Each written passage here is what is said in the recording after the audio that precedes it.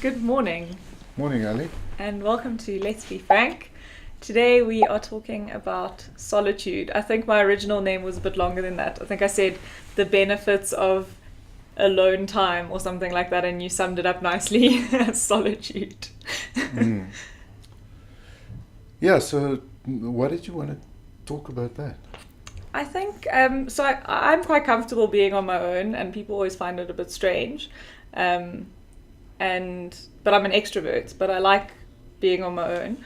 And I think it's just really nice to be able to sit with your own thoughts and figure out how you really feel about things. And I mean, I think there's a lot of benefits to it.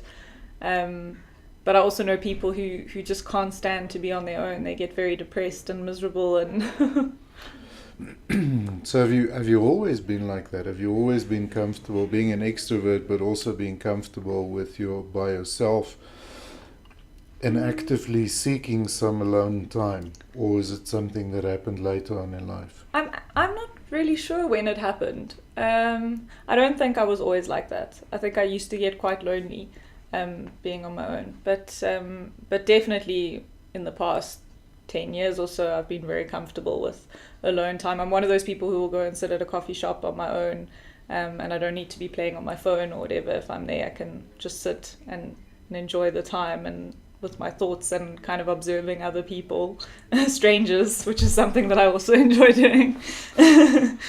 Stalking, in other words.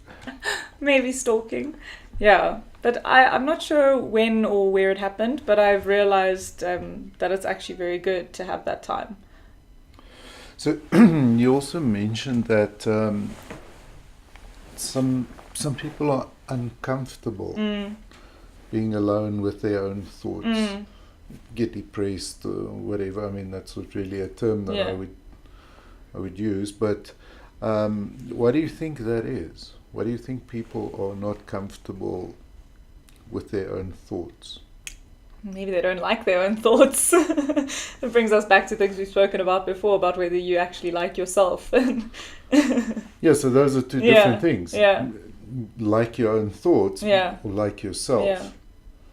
Yeah. You know, my view on that is in my opinion, there's a difference between loving yourself, which is the default. Yeah. It's part of what keeps us alive. Yeah. And then there's liking yourself. Yeah. Which I think is much harder. Yeah. And requires a lot more effort. And acceptance. Yeah. And retrospection and all of those things. Yeah. And being actively open to change the things that you don't like and Yeah. Yeah. Okay. So I enjoy alone time. Yeah. I enjoy alone time on a daily basis. It's kind of part of my routine. I have that first hour of the day, which is just my time. But then I also like extended periods of time. Yeah. Road trips. So, road trips, yeah. Unfortunately, this year I didn't manage to get my solo motorcycle ride, which is always a good time for me to kind of spend some solo time. Yeah. But yeah, road trips are a wonderful opportunity for me. But it doesn't have to be anything elaborate. Like you said, it could be as simple as, going for a walk on your own for half an hour, or sitting in a coffee shop and just kind of be comfortable with your own thoughts. Yeah. So what are some of the benefits that you find from alone time? So I think for myself, especially if I'm going through something that I'm not sure I'm equipped to handle, or I feel like I'm not strong enough, or I feel like it's overwhelming, it does help me kind of get my thoughts in order and rationalize some of the things and really understand how I feel about it, and whether it's something I feel strongly enough that I need to do something, or whether it's something that is out of my control and I need to let it go. So I think those kind of thoughts I have when I'm on my own.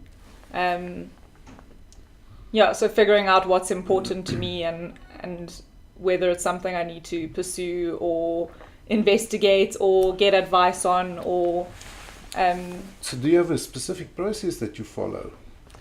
No, I don't think so. I think my thoughts are chaotic, and I'll often, I don't know. I just get to a point, I think, where I realize that something is either, as I say, out of my control, and I have to just be prepared to let whatever happens happen, and not obsess over it, which is something that I have a habit of doing if I don't get to this point, or I need to figure out what I can actively do to change the situation, or to get comfortable with where I am. So I don't really have a process or any kind of organization. It's just chaos in my mind. I think that's true for everyone. Yeah, but I get there. I think I get to that point where I realize that there are things I have to let go, and there are things that I can actively do. So. And is that also a newly acquired skill, or is it something that's kind of been the default for you? No, it's probably newly acquired. Like I say, like I mentioned there are a few things that I end up obsessing over. And I think maybe it's maturity. I recently turned older, as we all do. But I've gotten to a point where I'm a lot more comfortable with some things not going the way that I expect them to, or going the way I planned, and being able to adapt my thoughts and my reactions and my responses, and being able to just let go of the things that I can't change or I can't influence. So that's a massive realization, like that thing about, things that are in your control and things that are out of your control. And I think we spoke about that in the past as well. And I think it makes when you get to that point where you have that realization, that do you also feel that it makes your life a little bit easier? Yeah, absolutely. Absolutely.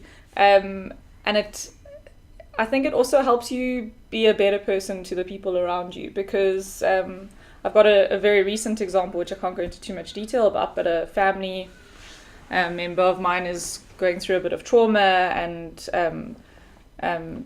has found out that their father is ill and things like that, and just being able to support them without, there's no advice you can really give, but to be able to just be comfortable with what's going to happen is going to happen, and all you can do is be supportive and be there for them. And I used to be a lot more emotional. I'm not saying that emotional is bad, but to the point where it was unhelpful. So I think it's probably a good thing to be comfortable with those thoughts and the things out of your control. I think we've changed the topic of this podcast. No, I think we're still pretty much on track, because these are kind of interesting things to explore, because those are the type of things that when you sit there and experience solitude, that really come into play when you it's just you and your own thoughts that you have to deal with. So it's very much a question of, well, what are those thoughts? What are they about? And as you say, it tends to be chaotic. And what I personally find is the benefit of giving yourself time, and whether that time is taking a long enough break of solitude in one single go, we can allow those thoughts to kind of drift in and drift out and make sense of them, or whether it is something that you tackle over a period of time. If you can only fit X amount of time in on a daily basis for solitude, is not trying to solve something immediately, but just allow it to kind of work its way through the process and come back to it. Certainly when something is big enough and requires enough attention, kind of allowing those thoughts to come up, not necessarily judge those thoughts, inquire,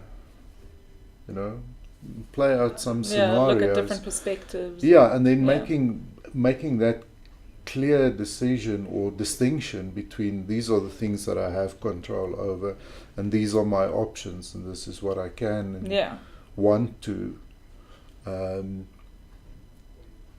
do about them, as opposed to, you know, trying to fight things that are completely out of your control. Yeah. So do you, I mean, you mentioned that you take an hour every morning. Do you have a process that you follow, or?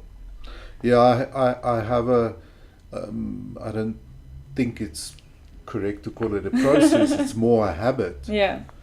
But I spend that time just enjoying the calm of the early morning. So preferably that first of the hour includes sunrise. Yeah. There's just something for me about seeing the sun come up. Yeah. And then I will sit and reflect a little bit, make some notes in my journal, practice gratitude, try and set the intention for the day. Yeah. But other than that, you know, it's not like there's a very specific, my hour is divided up into very specific, you know, for the first 3 minutes I do this, for the next, I like that flexibility. Yeah. Sometimes that hour is only 30 minutes, and sometimes that hour is 1.5, you know, so, but it's just something that's always worked for me, is that ability to start the day not being rushed, being mad, crazy. I think busy, it messes with the rest of the day. So I think one of the things I struggle with, and I'm sure a lot of people struggle with it, being alone, is the cell phone.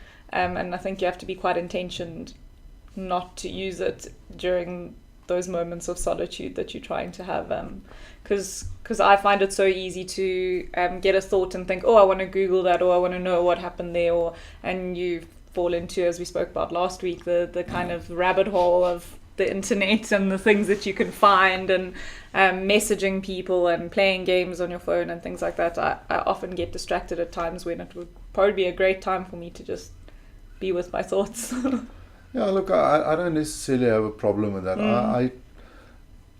I understand people say, oh, put down the devices and that sort of thing. But you know, it's so much part of our lives. Yeah. And again, like we mentioned last week, you know, it definitely enriches our lives. Yeah. But it has the potential to enrich our lives. Yeah. In the same way that it has potential to distract you. Yeah. So I think it's about the self-discipline. Yes. But certainly if I sit there and part of what I'm thinking about requires me to find a fact or learn more about a subject, then I'm not going to sit there and torment myself. I'm going to take my phone and I'm going to Google it. Yeah. And maybe sometimes I will get a little bit carried away. But I also think that is not a bad thing. Because if there's something on your mind and you get distracted, I don't think it harms you necessarily. Yeah. It's about that discipline, about what it is that you want to achieve in that time. Yeah. So yeah, I'm not there yet. I'm not convinced that, you know, what you should only be allowed a notebook and a pen. Yeah. My journal is on my phone. I was going to say, a lot of people use their phones for journaling. Yeah, and it's just so much more convenient, you know, because that's the one device I always have with me. And I can look back and I can easily find things that I've noted in the past if I want to check something. So I don't really subscribe to that kind of way of thinking of, you know, switch all devices off, and it's about what you want to get out of that time, I suppose, and the discipline that goes with it. Yeah. So any tips for people that might not be very experienced in the area of solitude? Well, start somewhere. Yeah. 10 minutes. Start with 5 minutes. Yeah. Start with 10 minutes. I don't think that 5 minutes go by so quickly. Even 10 minutes go by. Well, it depends what you're doing. What did you say the other day? If you're planking, it's not quickly at all. Yeah, but just start somewhere, and don't try and force it. Don't try and really achieve some specific state or whatever. But just get comfortable. Learn to like yourself. Yeah. Because you are the one person that you're always going to be around. There's no getting away from you. There's no getting away, Yeah. So you often hear people make a comment, I feel I have to get away. Well, get away from what? Because most of the things that we're trying to get away from are not physical things. They're in our minds. They are in our minds. And your mind will hopefully go with you wherever you go. Yeah. So you cannot leave those thoughts behind. And I honestly think that when people say that and they feel that they get benefit from that is because by putting yourself in a different physical location, you get distracted. Yeah. So it's not like those thoughts are not there, or things that you have to deal with are not there, but you get distracted. Yeah. And you can bullshit your way around. I don't really have to deal with it. You know what? That is a problem for when I get back home. Future or when Ali's I get back problem. to the yeah. So we like to defer. Yeah. And I don't think that that's healthy. Yeah. But start somewhere. Try it. Yeah. Set some time aside. Maybe on a weekend. Take a morning. Take an afternoon. Or take a drive. Take a drive. Yeah.